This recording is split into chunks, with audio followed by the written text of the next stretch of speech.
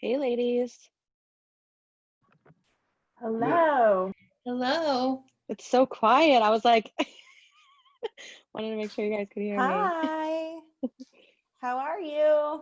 Good. How are you all? I'm great. Good. Just getting everything loaded up.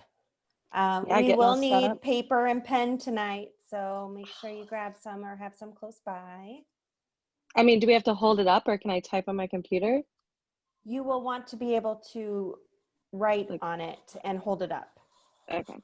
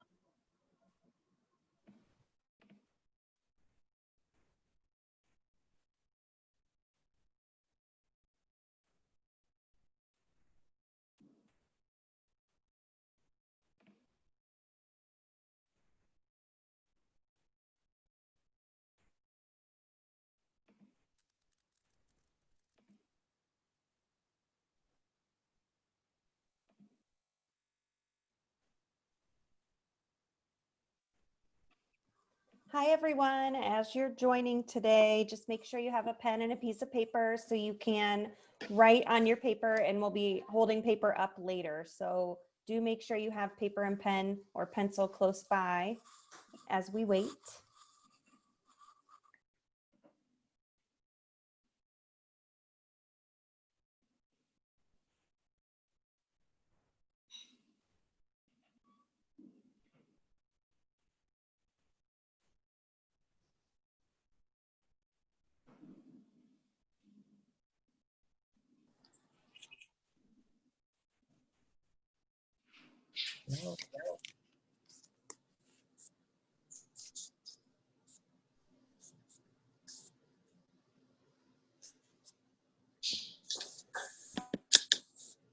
Okay, baby.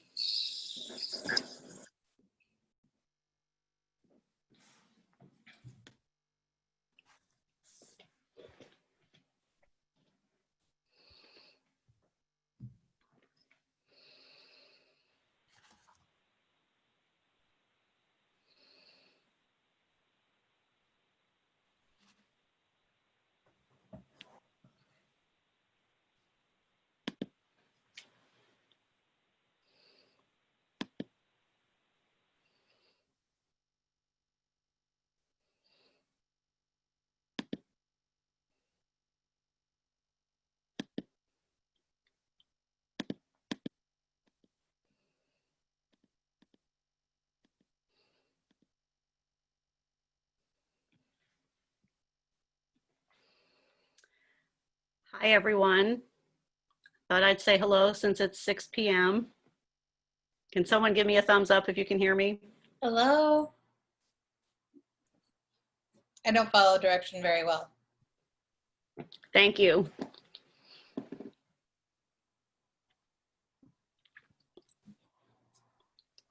All right, well, it's great to see so many faces or names. I see some of you are still at work. Sorry about that. But I know that we have a very fun meeting ahead. My role in this meeting is super small, so I will go ahead and get us started, and then the management team will take it away. So my report is pretty short and sweet. Again, I want to say welcome to everyone, and just wanted to let you know that despite 2020 being what it is, the Junior League of Peoria is very strong. We're strong financially. You know, we've been getting grants this year, so we really haven't had to dip into our budget yet. So that's a good thing. We are strong in fellowship. Our committees are meeting, our members are finding ways to meet and connect with one another. So that's really great. and we're strong in spirit. We are certainly accomplishing great things despite living through a pandemic. We have new members, active members, sustaining members, all working together on various activities, and that really makes me happy and makes me feel good about the strength of our league. One other thing I wanted to let you guys know, if we can go to the next slide.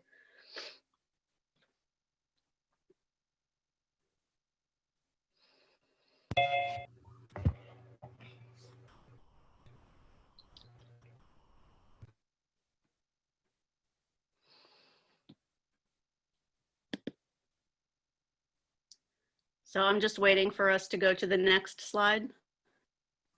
It shows us the next slide on mine. Maybe there's a lag. Thank you. I just want everyone to know that we are working to become an even stronger league. Like many other junior leagues, we are committed to diversity, equity, and inclusion. We are taking part in the Association of Junior Leagues International's DE&I transformation process, and you'll be learning and hearing a lot more about that in the coming weeks. So thanks, and enjoy tonight's meeting.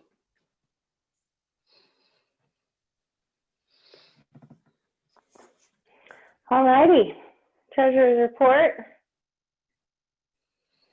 So right now, our biggest changes this month were we paid our dues to AJLI, our annual dues that we pay once a year. So that was a big lump sum that went out this month. And then also we still had some trickling in of the LBDI funds.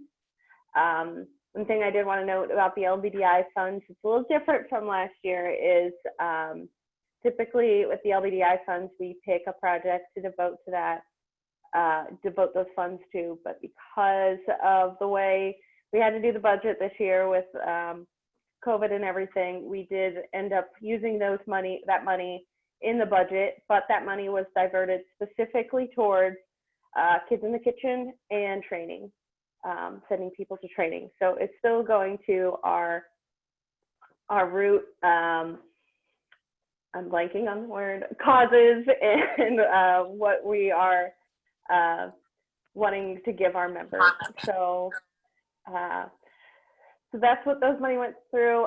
Right now, previous year expenditures, we're much further down in the second quarter. You can see at the bottom, which is great because we need to be spending less this year with the low income. So overall, we're in pretty good financial health.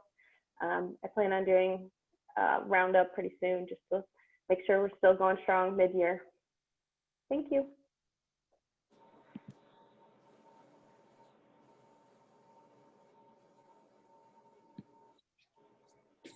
All right, so this is me. We do have a couple things to celebrate tonight. Brenna Ryan and Danny Jepson have completed their new member requirements, so a big congratulations goes out to them. Brenna was placed with member training and development as a float person for this league year, and Danny was placed with community outreach in a float position for this league year. We placed them when we placed everyone else at the end of last year, just so that when they did finish, they'd have somewhere to participate. If we want to go on to the next slide. This is something that I've been working on, is member activity tracking. So if you've participated in any kind of league activity, you've been going to committee meetings, whether it be virtual or in person, or you've been on any other league project since the beginning of COVID, not just since the beginning of the summer, please email me with a rough estimate of the time spent, your first and last name, and what the activity was so that I can document that. We use our volunteer hours to apply for grants, so it's a huge deal if you've been participating and nobody knows. That's my email. Feel free to email me any of that information and I'll get it into our spreadsheet. If you have any questions, please also let me know. And then if you know anyone who has any questions about joining the league or just what a JLP membership entails, please also have them reach out to me. They can text me or call me at that phone number. That's my personal cell phone, or again, they can email me. And then that's all I got.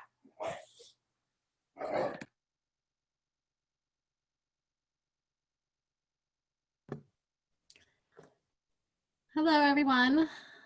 I am excited to announce, oh, I don't have my video on. I'm sorry. I'm not going to turn my video on. I don't know where it is. I'm excited to introduce Linda, who is joining us today.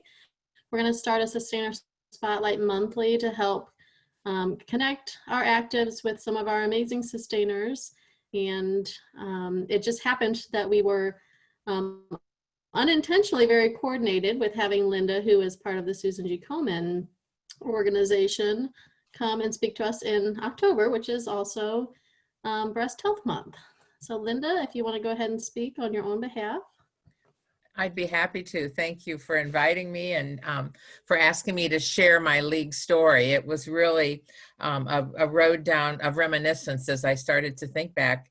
It was in the early 80s that I joined the Junior League of Peoria. So many of you were not even born at that time, but that seems hard to believe. But when I was proposed, which is what happened back then, I had no idea what a big deal it was. Linda Washkun was my friend and invited me to coffee with some of her neighbors. And then the next thing I knew, a beautiful invitation came to join the league, came in the mail to be invited to join the Junior League of Peoria. So it was really a special thing. And I'm sure it still is today. It was a very, I knew I was a part of something that would impact my life. I just didn't know how. My son was in first grade at that time, and he's now, in his 40s. But I was so excited to be asked to join the Junior League. And we were driving down Knoxville. I'd never forget, because the Balance Herschel house was still our house. And I was saying to Dirk that Mommy had been invited to join the Junior League. And I thought, he's 6 years old, but he, no big deal. But I just said that. And he said, Mom, I didn't even know you played baseball. And I thought that was so leveling, because to me, it was like being asked to join a prestigious organization. And he didn't know that I joined a team, a league, and played baseball. So that was always kind of just down to earth. You go to a child when you want to be leveled. But looking back, as I said, I really had no idea how the league career would impact my next 40 years. My placements were usually not my first choices. And, but they knew that I would go where I was needed. And so that was always having that attitude of, and I didn't feel like I was taking second choice. I just really wanted to serve where I was needed.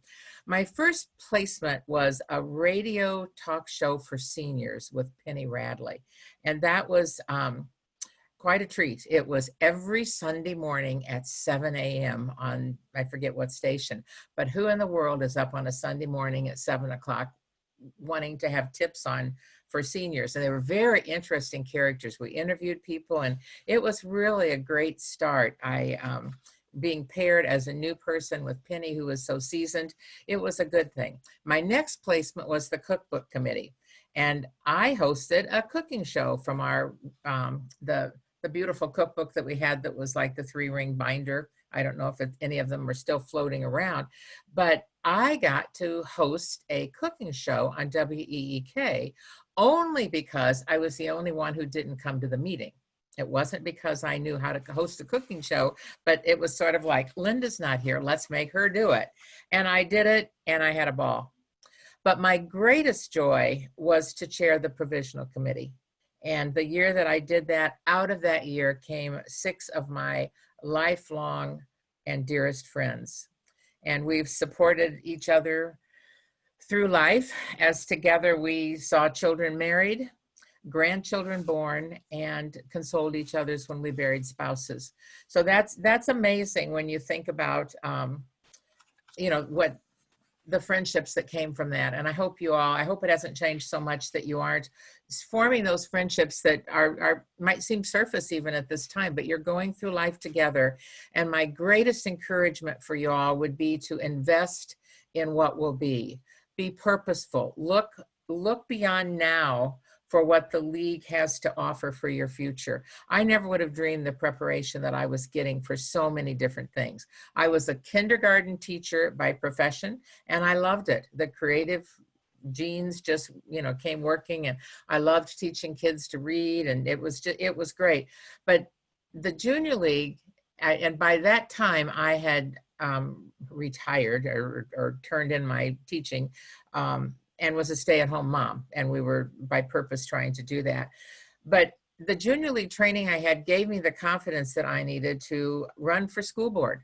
I sat on school board in my community for 12 years and served as president for many of it.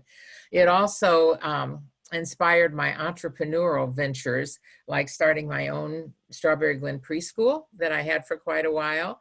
And one of my league colleagues, Patty Brignadello Cullinan, and I had our own semi-clothing business. It was, we called it Glitz, and we had a ball with it. And that friendship came through the league. Also through the league, I feel that I was chaired and prepared to chair numerous community boards that I sat on, and it was a privilege. And I don't know whether Emily's on yet or not, but it was my privilege to be Emily Cahill's sustainer advisor. So go back to other JLP presidencies and the time that we've all had and shared together. It was a real privilege. But it truly was the Women's Health Awareness Project that would become most significant in my life. Linda Washkuhn began the research and development of this particular project, and we looked at how best to bring the Race for the Cure to Peoria. I became involved as Linda and I sat on the bleachers during our son's Little League games at the Christian Center, and I heard all about it, and then through the league was able to volunteer. And I remember that I cut bananas at that very first Race for the Cure. We put on the city's largest breakfast buffet, I'm sure, that would have been, this was before county health department food permits and everything. So it was quite the first job. And eventually, for 15 years, 14 more years, was a volunteer. I chaired the event, co-chaired the event, and did different things within it, and then became the executive director for the past 22 plus years. So it's that placement that remains so near and dear to my heart, and that I continually share wherever I go. Being an advocate for women's health has been my passion for the last 36 years. And thanks to the Junior League, who gave us such deep roots as an organization and as the starting organization, our vision in Central Illinois through the Memorial Affiliate remains to fund top-notch, cutting-edge research. The monies that we raise go to research. They also go to promote advocacy both nationally and on the local level, including the early days when we would advocate and lobby for that drive-through mastectomies weren't a good thing. I mean, they would try to just, get the women in and out. So we sought help with legislation that basically helped put that at an end. And the most recently to oral parity.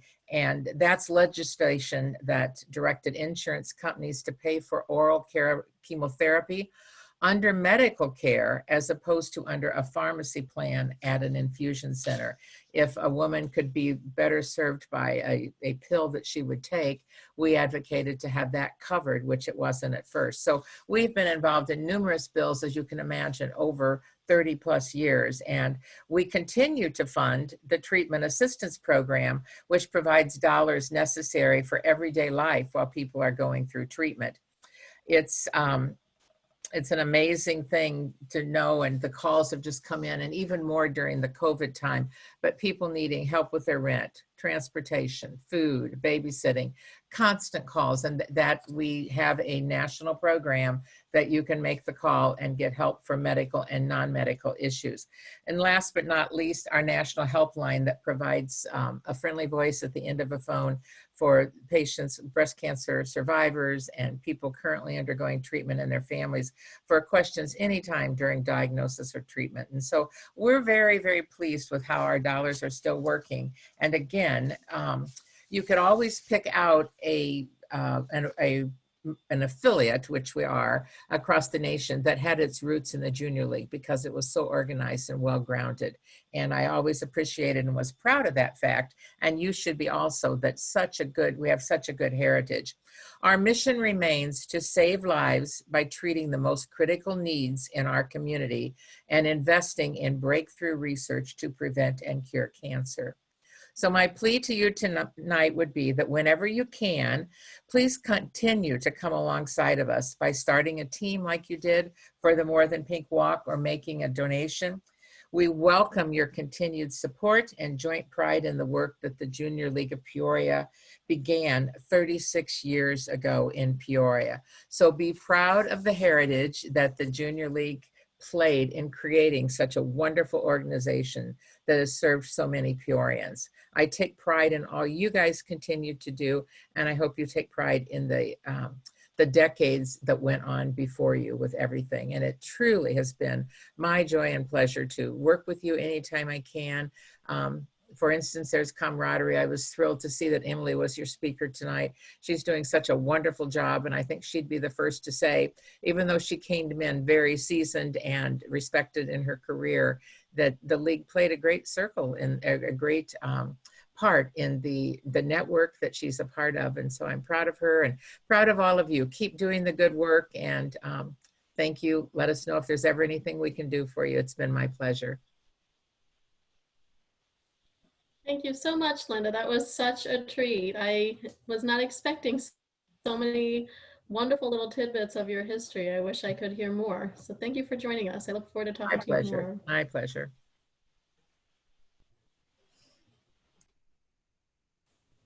Okay, so I have the pleasure of introducing our speaker today. We have Emily Cahill from the Peoria Park District. She has lived in the Peoria area since 2000, and this December she just celebrated her 7th year at the Peoria Park District. However, in June, that was her 4th anniversary as executive director. She is an Indiana native and graduated from Hanover College with a degree in chemistry, and then continued her education at Indiana University with a law degree, and then met and fell in love with her husband, who grew up around this area, Brimfield, Illinois, where his family owns a farm, and then moved back to this area for that relationship. And then now, 19 years, 3 kids and 3 homes later, Emily and her family live in Goodfield. When she's not chasing her children or at the Park District, she enjoys service on the American Red Cross Heart of America Board of Directors, the Junior League, her school's PTO, and Eureka High School Athletic Booster Club. Most recently, she was recognized in 2018 by Peoria Magazine's Woman of Influence, and has just joined the East Bluff Community Center Board of Directors. So thank you very much for joining us. Also a sustainer, so we appreciate you coming to speak about how to manage organization and others during a time of crisis or adversity. I'm going to turn it over to you, Emily. Well, hello, everybody. Thank you so much for having me tonight. I'm really pleased to be here, and I appreciate you inviting me. It was an absolute pleasure to get to hear Linda talk for a minute, and certainly her journey is something that I learned a lot from. And before I start talking about that organizational challenge that comes with this crisis, I want to share just a little bit about my journey. So as Carmen said, I came to Peoria in the year 2000. I didn't know anybody except for my husband. I'm sure some of you probably have shared experiences that you came to this community and really didn't know anything about it.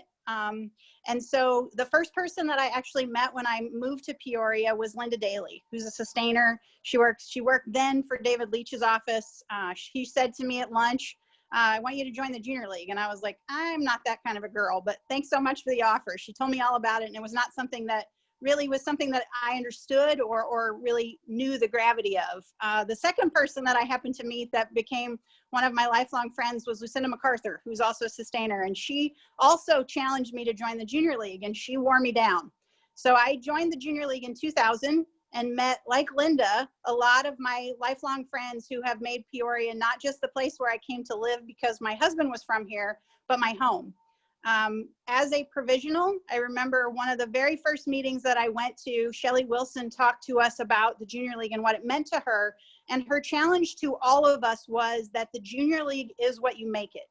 And I think that that's still fitting today. I know there are a lot of structural changes, and I'm, certainly watching all the things that you are all doing, and they are certainly different, but equally as valuable in our community. And I want to celebrate that in the work that you all do.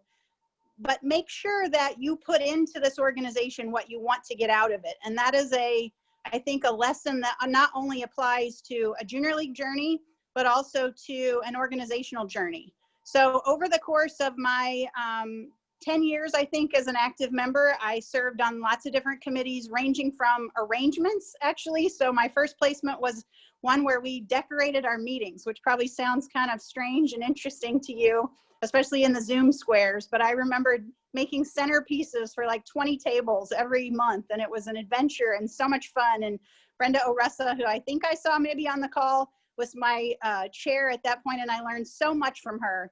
I worked through lots of different opportunities, including a long placement working on the Peoria Playhouse Children's Museum. And like Linda's experience talking about Race for the Cure, that Peoria Playhouse Children's Museum effort was absolutely life-changing for me. So with Julie Balkema, who I saw on the call, and many others, this was like our second job or our first job, and we spent more time, I think, a lot of times with each other than we did with our families working on this project. There were points at which the challenge was not that we were going to build this thing, it was that we weren't going to fail. And I think that that's also an interesting leadership lesson for all of us to think about. Sometimes it's not just winning, right? It's not losing, and thinking about what that might mean for you in your individual circumstances. Throughout my Junior League career, it was just something that was ingrained in all of us, that you didn't have a meeting unless you had an agenda. And if you didn't have something for an agenda, then you shouldn't have a meeting. And so that's certainly something that we use every day in the Park District, and in other things that I participate in. As was referenced, I came to the Peoria Park District in December of 2011.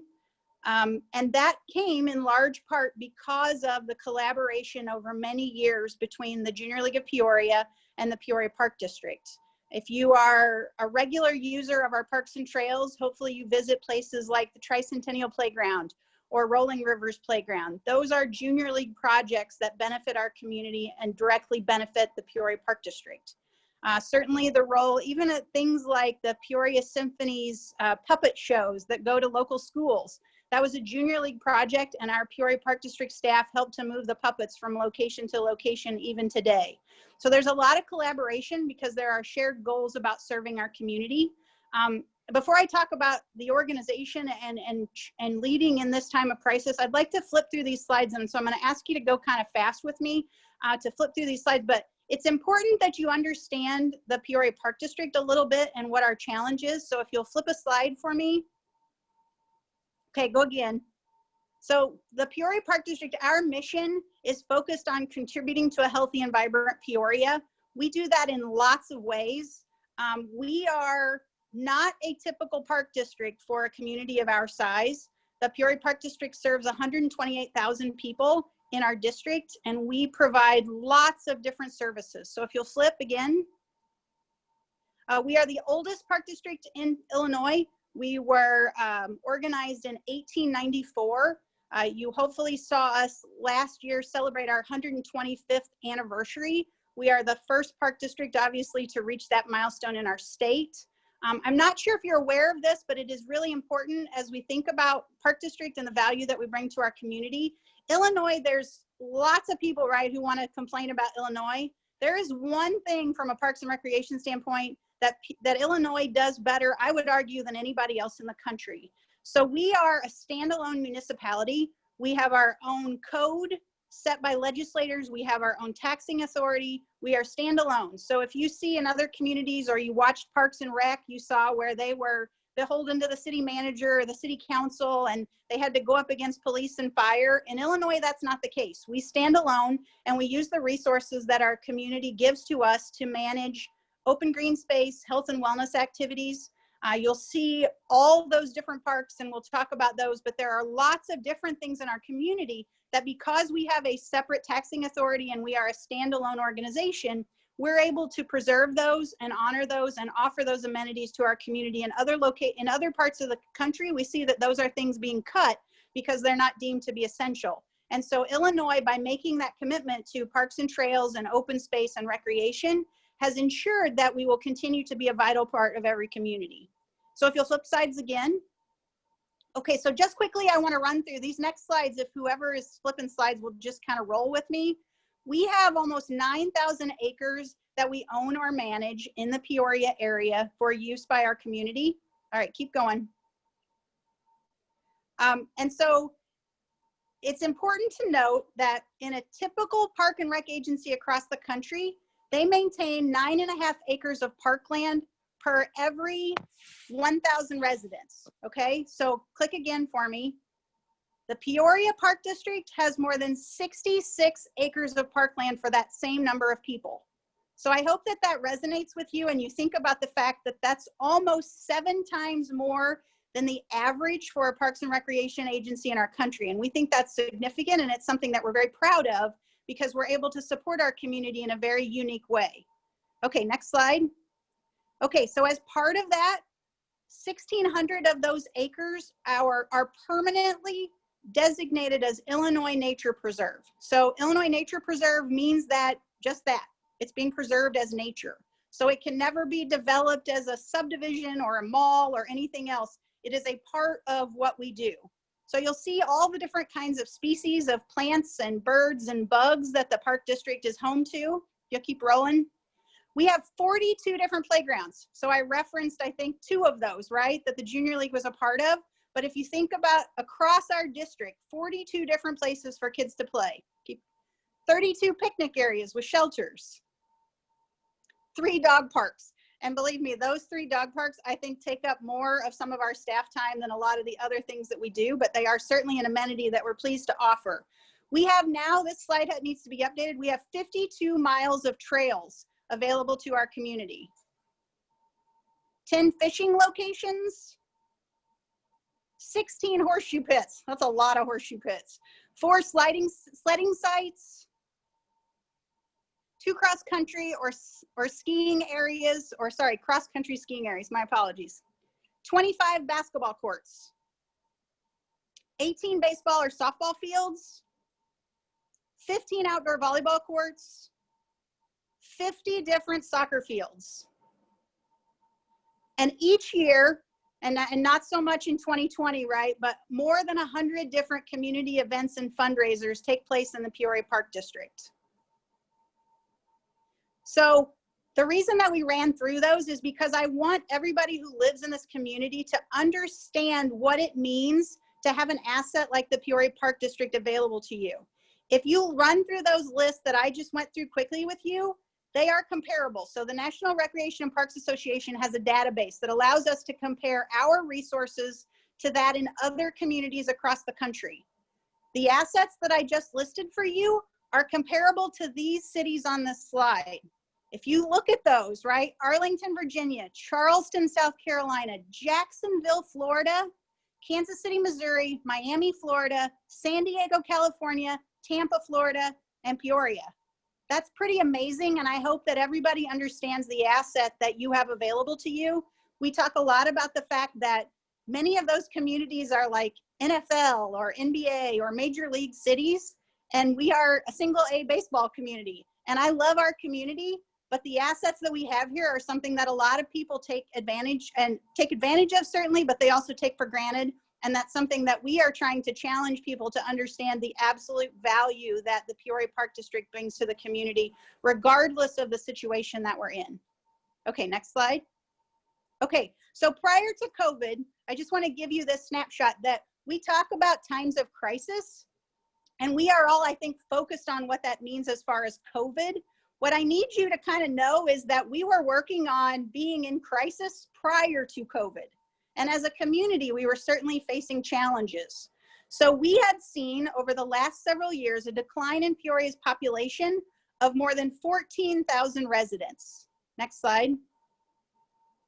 We have also seen over the last 3 years a 5% decline in the EAV, and that's the equalized assessed valuation. That is basically what our property tax is valued on. So the value of your homes, the value of public property, the value of business property, that has declined over the past 3 years by 5%. Next slide. In response to that, the Peoria Park District has worked very, very hard to try to internalize the cuts that we've had to make to continue to serve our community. Part of the requirement as a park district is that we are not able to sell land unless the community votes by referendum to allow that. So one of the main ways that we are able to balance a budget and be fiscally responsible is to reduce our workforce. So I joined the Peoria Park District in 2011. At that time, I was one of 192 employees. Today, after working through the COVID crisis in 2020, I'm one of 121 full-time employees. If you flip to the next slide, during that same time period, we have actually increased the spaces and places that the Peoria Park District offers to our community by a net 1. So you may have seen things like closure of Lakeview Family Aquatic Center or other things like that, but we've also added the Peoria Playhouse Children's Museum, Lakeview Recreation Center, Tawny Oaks and Singing Woods, all kinds of really great things in our community, but we're doing that with about 1/3 less people than we did in 2011.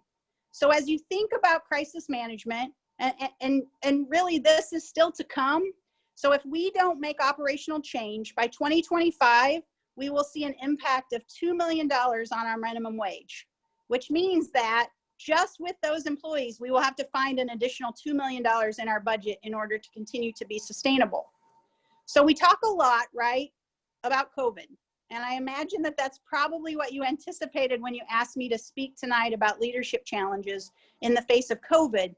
What I want to share with you are a couple of things. First, there are lots of crises that happen every day, right? If you are a leader, and those crises come in different shapes and sizes. Sometimes it's something as simple as, you know what, the food wasn't delivered for dinner on time. What are we gonna do? I have 20 people in the room. And you manage and you figure that out, right? It can be as simple as that. It can be as big as, I have to find $2 million by 2025 and still support our community.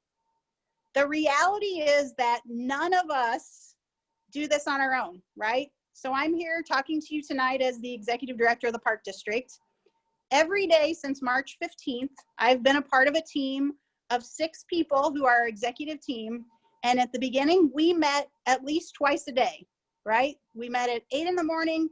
We met at 3:15 as soon as JB's governor's press conference took place. We talked about where our organization needed to go. A lot of times we were in these squares until 9 o'clock at night, trying to manage our organization together. So the best thing that you can do in times of crisis is really to think about that team that surrounds you. I'm sure that Linda would echo that, right? That the team that she is surrounded with are people that she knows and trusts. And in a lot of ways, probably with a lowercase L, loves, right? These 6 people that are the 5 other people that I have spent time with in over the course of this crisis, and really lots of other people in our organization, we've gone through this together. And it's an experience that I hope we never, ever replicate, but we have built a trust through fighting and crying and getting upset because this means so much to us, but it's honoring that, right? So as leaders, you have to honor the fact that this means something to you. And if you are in a spot where you have been placed in a leadership role and you're sort of in that spot where you say, yeah, I don't know, I don't really care, whatever you think, then please consider that that may not be the spot for you, okay? Maybe that's not a great leadership lesson, but I think it's really important to consider how you use your time and make sure that you put all these lessons that you're learning in the junior league and in other experiences, that you put them to work in places where you have an impact that you want to have. You may take these lessons that you learn in this organization and apply them to your home. And that is an excellent place to put leadership skills. every Sunday night, our family sits down and we build out the week. We type it up, we print it out, we put it on the fridge. We know who's going to go where, who's going to go when, who's going to pick up, who's going to do this. That organization is a skill that I learned in the junior league, but it means that we don't forget our third kid somewhere and don't pick him up, right? That same reliance and understanding that we can't do any of this by ourselves. That silly thing that people say about there's no I in team, that is truer now than I think it has ever been. And as an organization of women, it is very, very easy, I think, sometimes to forget that, okay?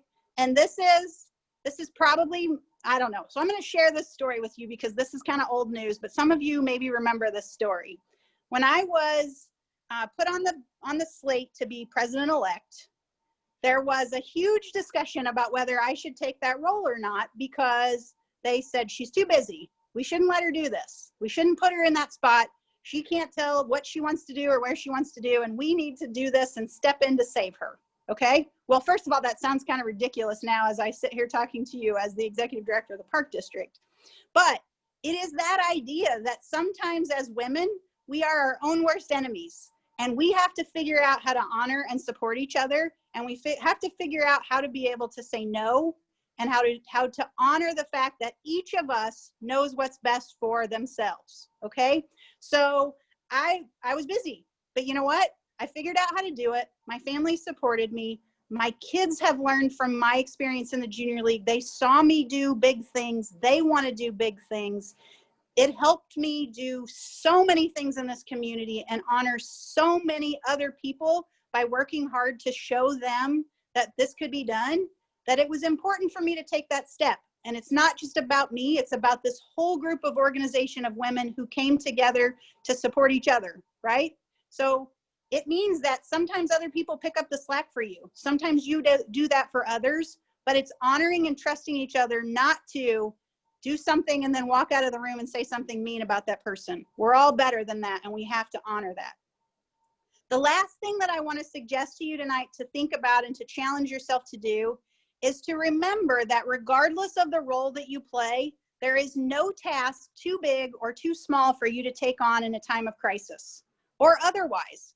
So many leadership lessons are just magnified when there's a crisis. They're not new. Anything that we do is not new. You are applying the muscles that you've built over time when things are good, when things are just a little bit bad. All those things happen in those times when things are really, really bad, okay? So never, ever be afraid to step in and do something that's outside of your comfort zone. Right now, we are in a budget crisis with the Park District, and as of March 15th, we laid off every single part-time staffer that we have in our Park District in order to try to limit our budget loss as much as possible. And that was very, very hard because those folks were a part of our family and they continue to be a part of our family. But we have to do sometimes what's best for the organization, even when that's hard for our personal relationships.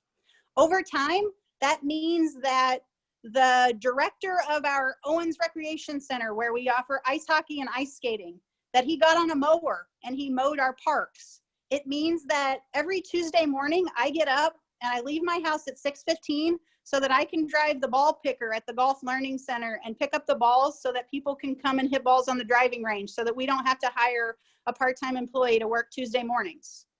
There's no job that's too small and no job that's too big for any one of us. And I think it's really important that we remember that. I lied, there's one more, maybe there's two. The last one that I really want to tell you is make sure that you communicate. Make sure that you talk to each other. As an organization, we did a daily communication to our staff during those first several weeks and months. Now we do a weekly communication.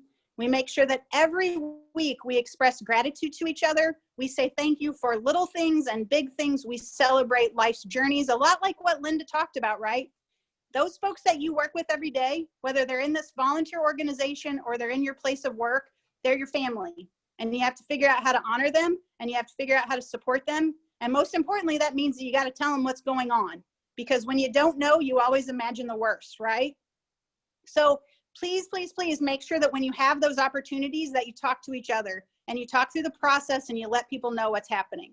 The last one is probably not really serious, but I would say there are points in this journey that it is really serious. Sometimes it's okay to just say, I'm done for the day, tap out, go home and have a glass of wine. Okay? I think that's okay. And I think you need to know that sometimes you have to take care of yourself. So if we've worked through this process, thanks for flipping the slide. There are 3 things that have been our guide, aside from just our commitment to each other. The commitment that we have to our community is that we're going to be the best possible stewards of our resources. We're going to focus on services that make the greatest impact. And that's a really interesting process right now in the Park District, because so many of the things that we do just flat out aren't possible because of COVID. What we do as a Park District is we bring people together to celebrate in groups. That's like the worst thing you can probably try to do in COVID, right? And so we are being creative. We've spent a lot of time on social media. We're doing a lot of things virtually. We are working actually this weekend on a new event called Lakeview Park After Dark, where we're going to have a drive-through Halloween experience, and it's going to be fantastic. We're going to have drive-in movie. So we're adjusting, right? We're innovating, we're changing. We aren't saying, well, we didn't do it that way before, so we can't do it that way now. We are evolving to meet the changing opportunities available to us. And that really does tie into that last point about creating a culture that values each other and those that we serve and our community. And that's the thing, I think, throughout this whole conversation that drives everything that we do. So I wanted to highlight, if you'll flip to the last slide, one thing, and so I will, and I'm at the heart of everything that I do, right? I'm always a Playhouse supporter. I wear my Junior League necklace around my neck every day as a past president. And for a long time, I wore the Playhouse logo on my necklace too, until it wore off to the point that you can't see the Playhouse anymore. But the Playhouse is not able to be open in its traditional form right now as a result of COVID. And the staff there has done an absolutely amazing job. And right now, you can go to the peoriaplayhouse.org website and sign up to bid on opportunities to shadow careers. You can do that both for children and for adults. And the Be Anything fundraiser will help us continue to serve our community with efforts through the Peoria Playhouse Children's Museum. Right now, you can do Real Tools in the Noble Center. They are doing some really, really fantastic experiences through Playhouse Everywhere, where you can sign up for a $10 monthly membership and experience education programs for your kids. And so I am so amazingly proud to be a part of an organization that continues to evolve and be flexible and do everything that we can to serve our community.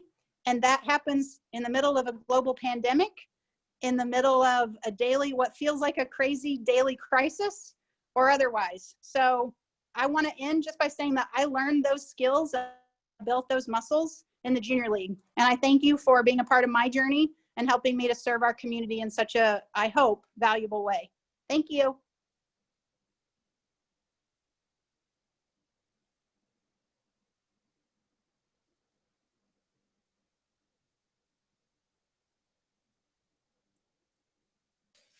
Thank you so much, Emily, for sharing. And I can certainly say that from the Easter Seals perspective, we definitely watched your leadership through the pandemic and are so proud to have you as a community leader. And the community as a whole, I know, was very proud of the Park District and what you had accomplished during that time.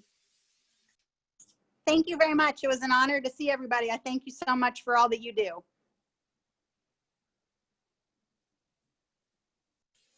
All right, everyone, we are going to move into an activity. And for tonight's activity, we are going to draw something. And if you need to grab a pen and a piece of paper, please do so now. You do need to be able to draw on the piece of paper in order to participate. For tonight's activity, we're going to draw something and we're going to chat about what we drew in small breakout sessions. So we're going to try out a new feature in Zoom. And it all focuses on toast, which probably doesn't make a whole lot of sense yet, but I'm hoping that it will shortly. So the only prompt that I'm able to give you at this time is draw how to make toast. So I'm going to give you 2 minutes to draw how to make toast. And you can put in as little or as much detail as you would like, but that is our first activity So I'll put the timer on for 2 minutes so you can watch the time, and I will shut it off at 2 minutes and give you your next instruction. So please draw how to make toast.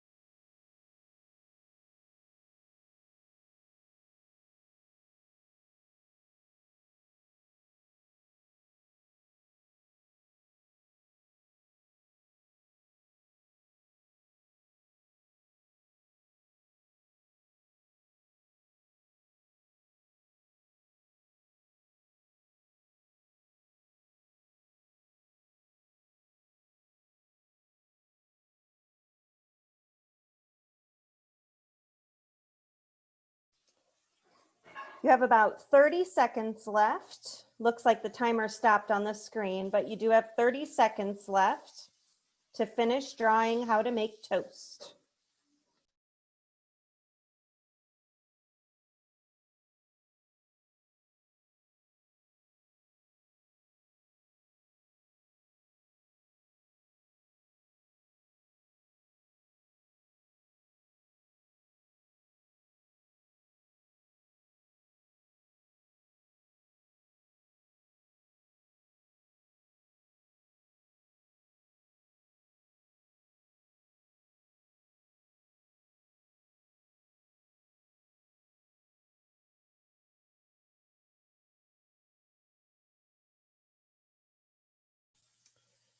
Okay, at this point, our 2 minutes is up, and then you should have in front of you a picture of how to make toast.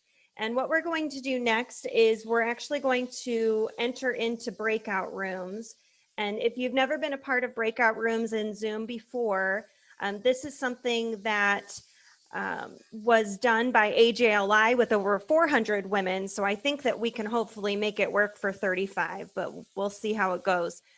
So for us, we are going to break into rooms. I'm actually going to place you into those breakout rooms, and you should get a button on your screen that says join group. And once you join your group, you'll be answering the questions that are on the screen, show your pictures to each other, talk through the process, talk about what the similarities are and what the differences are between your processes, and then also talk about why it's important to see and hear all points of view. And you will automatically be forced back into our main group in 10 minutes. So you'll have 10 minutes to show each other your pictures, talk through your processes, talk about similarities, differences, and also talk about why it's important to see and hear all points of view. So if you can just give me a moment, I will place you into your breakout rooms, and then I will see you all when we reconvene.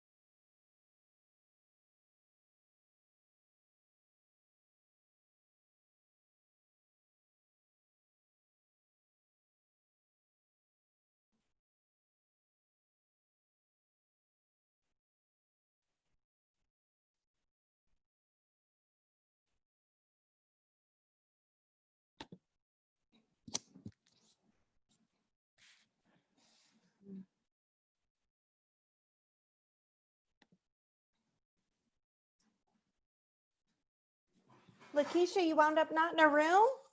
Well, we were finished, and so we decided to leave the room, and we didn't Oh, realize they okay. kicked you out of the actual meeting. So Carmen is probably coming back in. That's 'Cause we fine. were- They're actually done now. They should all be popping Oh, back okay. in. Yeah, so lessons learned, if you leave the room on your own, it kicks you out of the meeting altogether. Oh, no. Yeah. There's Carmen. Everyone should be coming back in. They have 15 seconds to return. Okay. Yeah, I tried to turn and it just made me leave completely. I don't know. Yep. I think there's a setting that I can update for that. So thank you for letting me know. No problem. Miss Lakeisha, can you say hi, Miss Lakeisha? Hi, Avery. Welcome back, everyone. Yay. It appeared as though everyone had broken out into their groups and was able to return. So that's good. Couple of fun questions before we get wrapped up and moved on to the next topic. So we're going to do what we would call with the boys, touch your nose if. So questions for everyone. Touch your nose if your diagram had arrows or lines. What about if your diagram had a whole loaf of bread? Done. I see quite a few. How about if you had drawn a toaster? Okay. And then did your toaster have a plug? Plug in? Mel's did. I see Mel and Jenny's did. Okay. How about if you put anything on your toast, like jelly or butter? Couple people. How about touch your nose if you had your toast on a plate? Okay. Did anyone draw the farm where you made the wheat for the toast? No? Okay. How about a person eating the toast? Oh, I see Amy's had a person eating the toast. Nice. And who's had 7 or less steps to it? Touch your nose if you had 7 or less steps to making toast. Okay, awesome.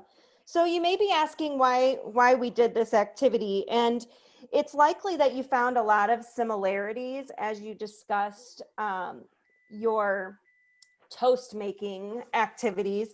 But usually what you'll find in this is that you'll have 5 to 7 elements, and it's really 5 to 7 is around the number of elements that a person will recreate when making a drawing from mental memory and creating a process.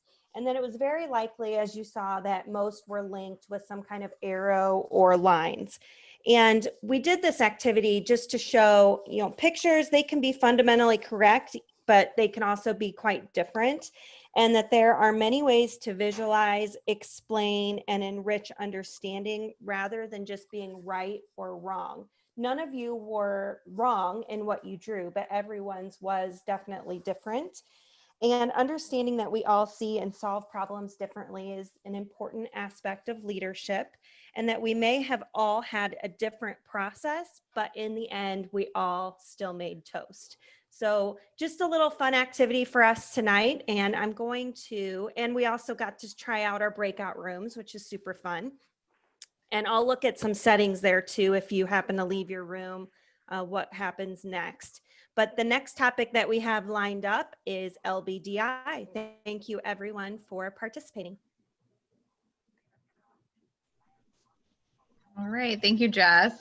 If you want to hop to the next slide, we just wanted to give a quick recap of LBDI 2020, and then Melissa is going to go over some things that we are looking to do for our spring fundraiser. So just want to give a huge thank you to everybody for all your support for LBDI 2020. It was definitely looked different this year, and all but one activity was virtual. So we had the Kickapoo Creek Winery yoga, but pretty much everything else was done virtually. So we really appreciate everybody's support.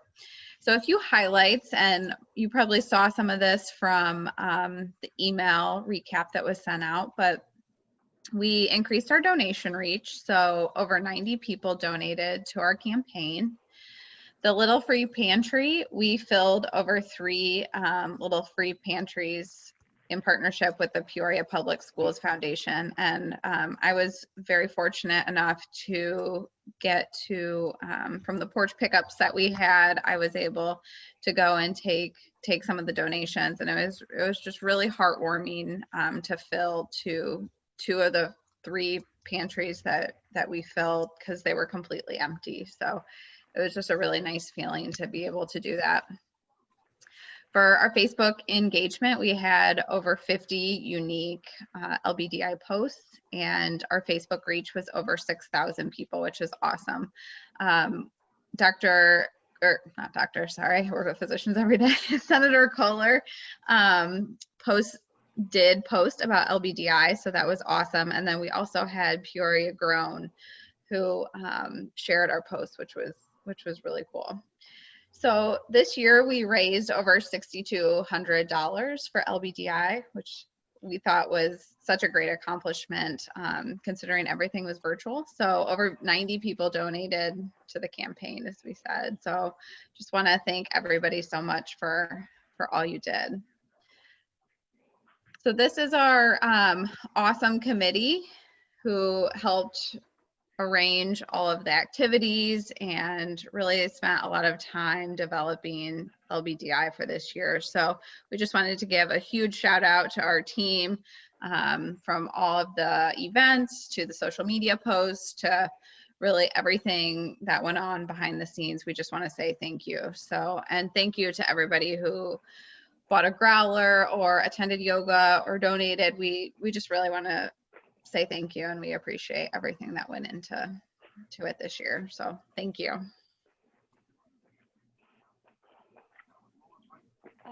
Thanks, Megan. So I'll jump in here. As we all probably can assume, Frolic is probably not going to happen in the traditional sense in March, as some of us may have wanted to. So with that being said, we thought it would be an interesting idea, whether we go through with some of them or just have kind of a book of ideas for the future, to have like a brainstorming session of different ideas to raise money. There's still some gaps here that we're trying to figure out of what we would do with the funds or what an event might even look like. But we thought it would be a good idea to get some of us together on a virtual call and kind of just throw out any wild and crazy ideas. We're gonna host I guess a formal, informal brainstorming session to kind of get some ideas flowing. But then there's also a Google form that's been created too. So if you're unable to attend, or if you find it easier to kind of write your idea down first, you'll be able to submit that idea through a form. But the idea is to just kind of build off of each other's ideas. There's so many crazy, cool things going on in the community, like what Hopscotch is trying to do and what the Peoria Park District is doing, that I feel like, and even Festival of Trees, that I feel like everyone is part of some of these larger conversations, that maybe there's a way for the league can kind of adopt some of those into our own kind of fundraising bucket. So it doesn't mean that you have to have a great idea, or if you don't think it's a great idea, it's really just a day for us to be able to feed off of each other. We all like to talk, we all like to share ideas. And I think this is a really good example of how we can all come together outside of just the core committee or outside of 1 or 2 people, but to bring kind of a social aspect to it. So stay tuned for more information. We'll kind of post, I think we're going to shoot for like a brainstorming session just as like a social in at the beginning of November. And then we can kind of get some ideas and formulate those so that by the end of the year, we can kind of have an idea of what we're going to do and kind of match that with the strategic goal for the future of the league as well. So yeah, stay tuned. We just wanted to give you guys a heads up to start thinking about some things. And hopefully you guys have some great ideas to be able to share.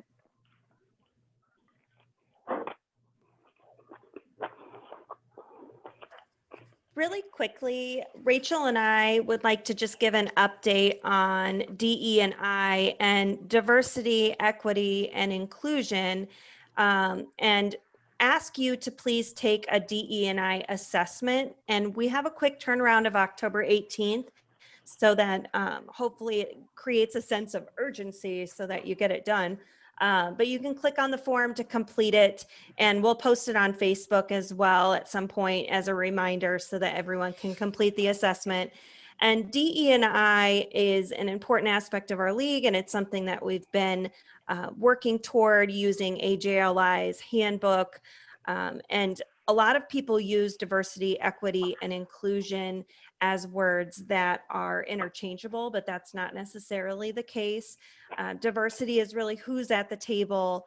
Equity is what are the barriers to even getting and staying at the table. And inclusion is everyone, do they all feel like they belong at the table? So please do take this assessment. We're going to actually start doing assessments at the beginning and the end of league years so that we can trend and collect data and make sure that we're making progress, true progress in our league, and then also for AJLI. And if you have any questions or concerns, you can reach out to myself or Rachel Austin. Rachel, do you have anything that you'd like to add that I may have missed? I don't think so. Just make sure that you fill out the form. It's really important for us to get that data. So, yes, thank you very much.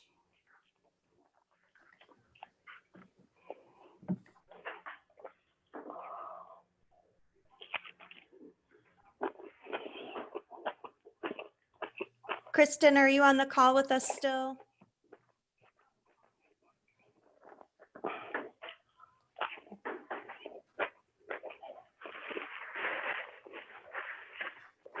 Or Lakeisha, are you going to talk about paint night? I think she's having a hard time getting off of mute. Oh, okay. I was trying to look for her video, but I couldn't see it. Is Kristen on? I can, if I can't see the chat, but Sorry, I don't know what just happened to my screen. It disappeared, so I couldn't see who was up next. But Lakeisha, if you want to jump in, this was your amazing event.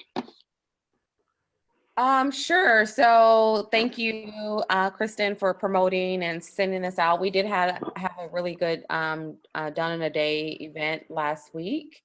And was it last week? I can't remember. Yeah, last week at the Glendale community. So our task was to paint a few of the tables that have been donated to the garden. So we had about 2 young ladies that came out, and you can see they had a ball with designing the table and kind of creating it at the end. So we had the big spool table in the middle, and then we actually have 2 benches that they painted. And actually one of the moms came out as well. So they put their initials on the table. And I think it's really nice because it adds a little bit of festivity to the garden, and it's something they can use when they come out and pick items. They can use the tables for that reason. So thank you guys again. And we're hoping to organize another done in the day, maybe the end of this month or beginning of November. And that's for winterizing the community garden and preparing that for the next season. Thank you, Lakeisha. Sorry for the technical difficulties. I really don't know where my screen went. Just another quick community outreach update. We're in week 5 of our Kids in the Kitchen grocery kit, so we're over halfway. So we're excited as to how it's going and looking forward to our final weeks here. We really want to encourage you all to continue to sign up for shifts. We have our shifts on Thursdays from 5 to 6 and Fridays noon to 1. And we've added a 4th spot to the sign up sheet for Fridays because we're really needing assistance with the delivery aspect. We have to take 21 kits over to Dream Center, and with car sizes, we oftentimes need 2 volunteers to assist with that. So if you could continue to look through different dates and sign up on the member website under volunteer calendar, we would really appreciate it.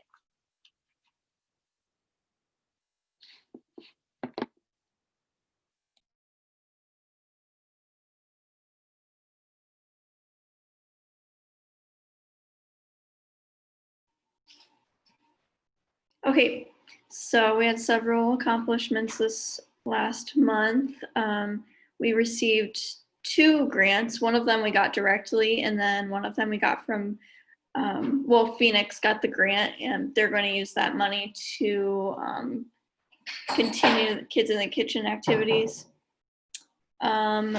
We got 3 new business sponsorships from Better Banks, Davidson Campbell, and Bob Lindsay Honda. Tess has been working hard on that, so thank you to Tess for doing that. We had our 3rd LBDI week, which was super successful. Kristen actually did an interview with AJLI that they're going to show at the fall conference. It was a really big honor for her and for us to show what work we did on Kids in the Kitchen. We also had 2 members successfully complete the 21-day challenge, which was a big deal. It was a big time commitment. So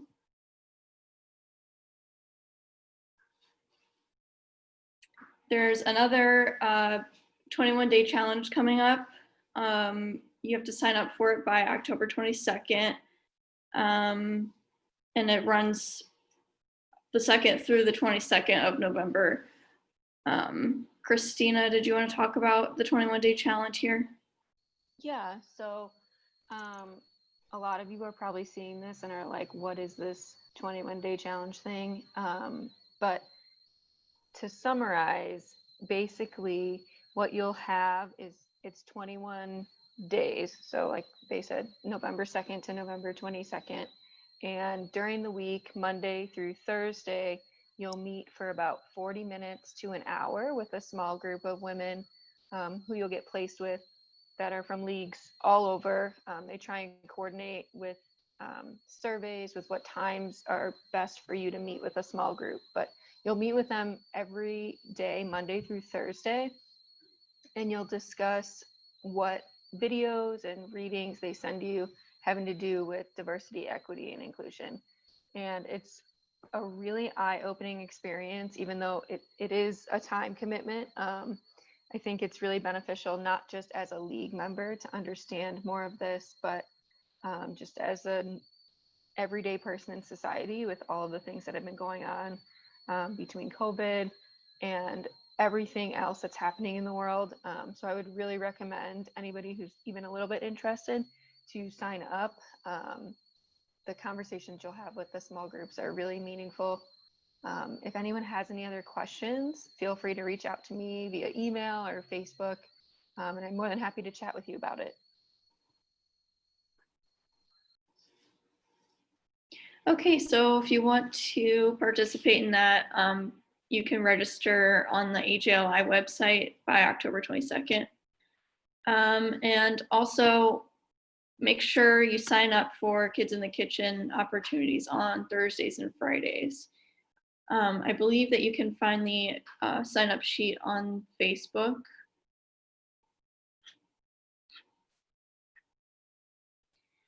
And member recognition, congrats to Melissa on her new job. I just wanted to make sure that everybody knows that if you have any kind of accomplishments or personal achievements, to just let us know so that we can all share that with you.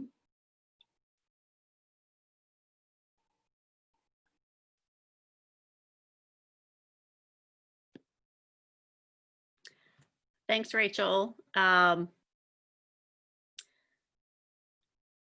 As much as I miss being in person with everyone at our GMMs, I mean, I'm amazed again at how insightful and fun and interesting these virtual GMMs are. So thank you to the management team and to our speakers for joining us tonight and sharing so much great information. I learned a lot that I didn't know from Linda Miracle, and Emily is always a great speaker. It's pretty awesome that we have access to so many different things through the Park District. Thanks to all of you for signing on. Thank you for continuing to volunteer, for helping your fellow members, for sharing your insight, and for being you. And one more announcement I want to make. you may have seen my post on Facebook to support the Dream Center of Peoria, which is one of our partners. We are participating in their annual dinner event. It takes place next Tuesday, which is October 20th. We are hosting that at our headquarters. It includes dinner and then a 45-minute session on YouTube. Bob Goff is speaking. The theme is related to following your dreams and helping others achieve their dreams. So we have, there's room for 10 people, and I think there are 7 spots left. So if you're interested, you can let me know or Crystal Roop. Crystal will be serving as host because I will be out of town. But please consider, it should be a fun night. With 10 people, we will able to be socially distanced in the office, and I'll repost something so everyone can see it. But thanks again. Keep up all the great work.